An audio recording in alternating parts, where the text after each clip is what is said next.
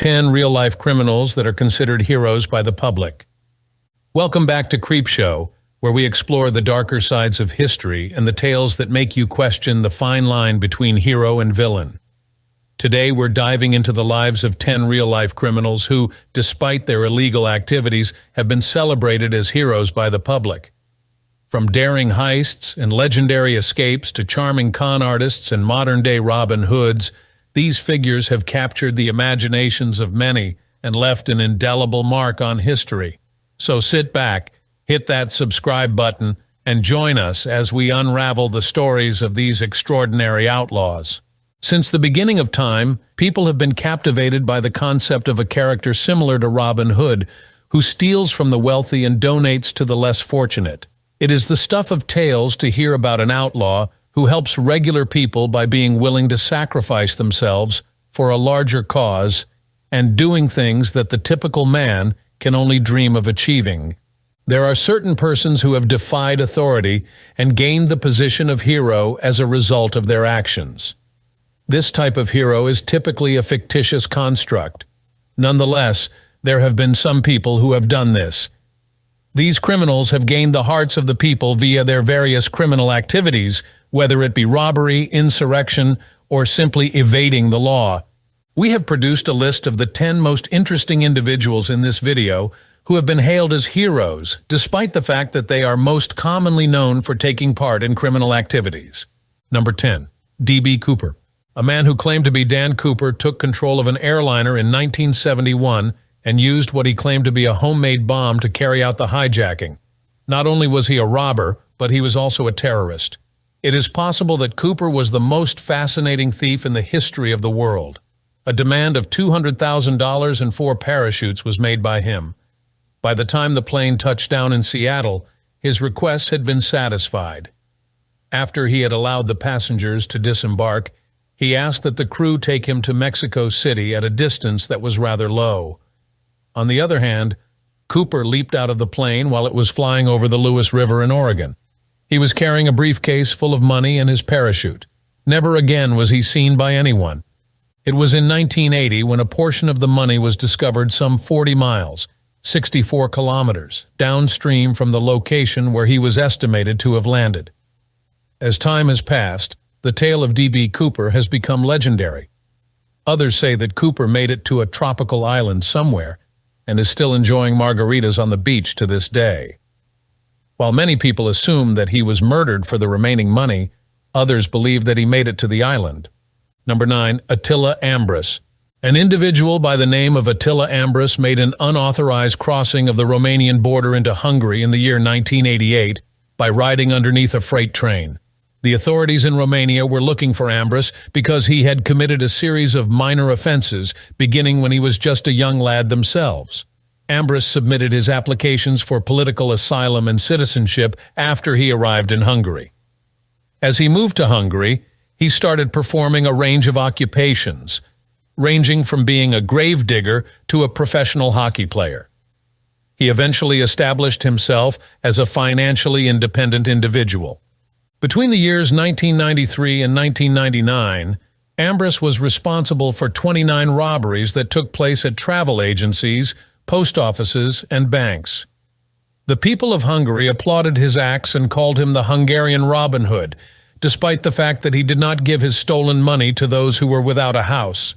It was because he never killed anyone and was always very kind to the tellers and postal workers that he was given the additional label of the gentleman bandit. He possessed a particular charisma that won him this reputation. In 1999, he was taken into custody, but he managed to flee shortly after that. At the end, he was apprehended and is currently being held at the Sataraljaujeli Maximum Security Prison for the remainder of his sentence. Number 8. Ralph Bucky Phillips. When Bucky was placed on the FBI's 10 Most Wanted Fugitives list and the United States Marshal Service's Top 15 list at the same time on September 7, 2006, he became one of the very few people in history to have both of these lists simultaneously. The following day, he was apprehended. Phillips was known to have a history of committing trivial offenses. In April of 2006, Phillips managed to evade government authorities when he was being held in the Erie County Jail for a parole violation. He managed to evade capture by law enforcement from April 6th until September 8th. Phillips became a folk hero during the course of the manhunt that lasted for several months. Local shops started selling T-shirts with Bucky slogans such as "Where's Bucky?" and "Run, Bucky, run." Additionally, a local restaurant boasted a Bucky burger that was served in a to-go box for customers who were on the run. It is presumed that he was provided with shelter by friends and family members who resided in the area due to the clear local connections he possesses. The search for Phillips was at its peak during the summer of 2006, when he was responsible for the shooting deaths of 3 law enforcement personnel in 2 different instances. There was a fatality among the police. The plea of guilty as hell was entered by Ralph "Bucky" Phillips on November 29, 2006, in response to various accusations, one of which was aggravated murder as well. At this time, he is being held at the Upstate Correctional Facility in Malone, New York, where he is serving consecutive life terms. Number 7. John Dillinger. During the 1930s, John Dillinger was sometimes compared to a contemporary version of Robin Hood. It wasn't until John was 30 years old that he robbed his first bank, despite the fact that he had been involved in criminal behavior throughout his childhood and early adult experience. Work that was honest did not pay an honest wage during the Great Depression, and the Dillinger gang had better ideas for making a living than those who were honest. Dillinger took to robbing banks as a means of making ends meet during the hard times of the Depression. In 1933, he was apprehended at the scene of a theft. After making a daring escape, he was destined to become a hero as a result of his actions. The Dillinger gang did, in fact, give away part of the money that they had obtained through illegal means to the general population. It was not a large amount, but during the Great Depression, even a small amount could go a long way. That was all that was required to prevent witnesses from conversing with law enforcement officials. It was John's position as public enemy #1 that elevated the gang to the status of legend. Newsreels on the Dillinger gang were initially shown in movie theaters by the Department of Investigation, which would later be renamed the Federal Bureau of Investigation. The general population, much to their dismay, cheered when they saw the bank robbers and booed when they saw the special agents of the Department of Justice. The Department of Investigation, DOI, shot and killed John Dillinger in front of the Biograph Theater in Chicago, Illinois, just over a year after he had committed his first major bank heist. Sympathy from the general population was expressed in response to his death, which was caused by an insensitive government agency. Many people have the impression that he is the kind of man who deliberately disobeyed authorities and managed to get away with it for a period of time. Number 6. Gregorio Cortez. Cortez, who was born in Tamaulipas, Mexico, on June 22, 1875, became a folk hero among the towns that were located along the Rio Grande along the border. During the month of June in the year 1901, Cortez was a participant in a confrontation that ultimately led to the demise of Sheriff W.T. Morris. When the incident occurred, Cortez fled the scene and led the authorities on the most comprehensive manhunt in the history of the United States. Up until that point, that is. It was around the end of June that he was apprehended and charged with the murder of 2 sheriffs. He was found guilty of a number of offenses, one of which being the theft of a horse, which was the incident that led to the confrontation with Morris. People on the Rio Grande frontier respected him for his ability to avoid the law and his passionate statements in court, and they transformed him into a legend as a result. It was the song Corrido de Gregorio Cortez and the film The Ballad of Gregorio Cortez, starring Edward James Olmos, that brought his reputation to the forefront of public consciousness. A sentence of 50 years was handed down to Gregorio for the stealing of horses. He was, however, granted a pardon by the governor of Texas, Oscar Colquitt, in the year 1913. Nevertheless, Cortez passed away on February 28, 1916, for reasons that are not known. Nevertheless, the reason for his passing is still a contentious issue to this day. When Gregorio is remembered, he is remembered as a common man who was attempting to make a living. He revolted against the persecution and oppression of both the American and Mexican governments, and he was successful in doing so.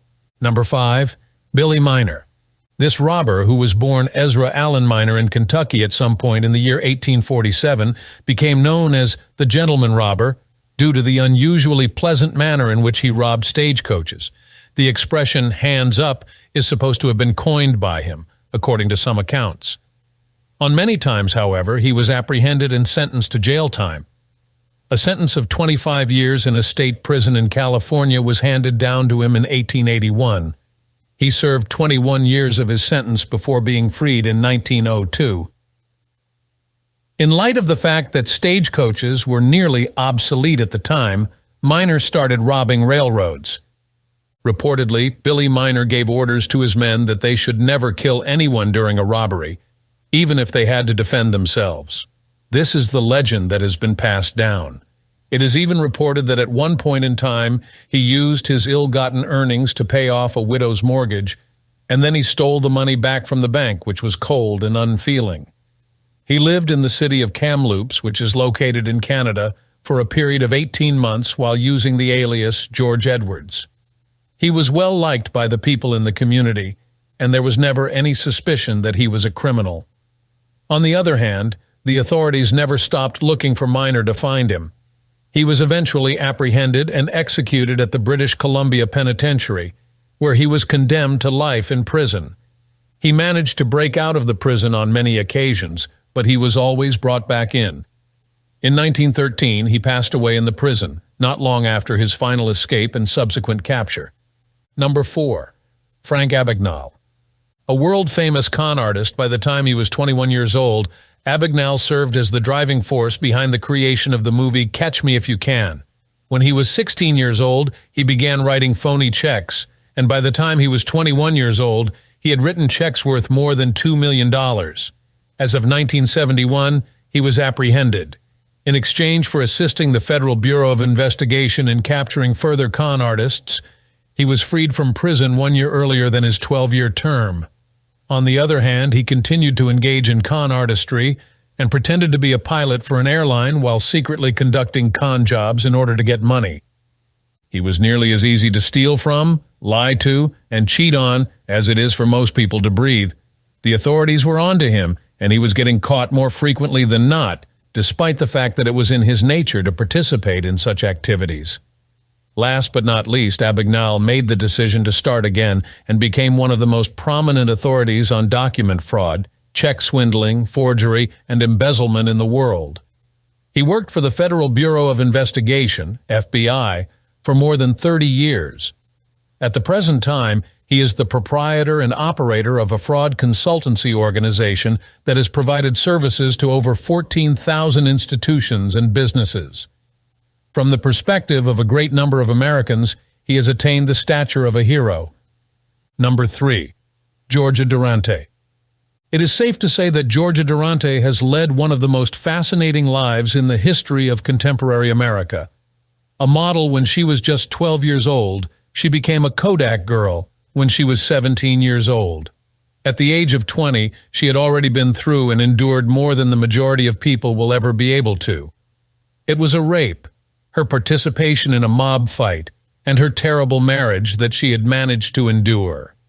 Because of her second marriage, she became a getaway driver for the criminal organization.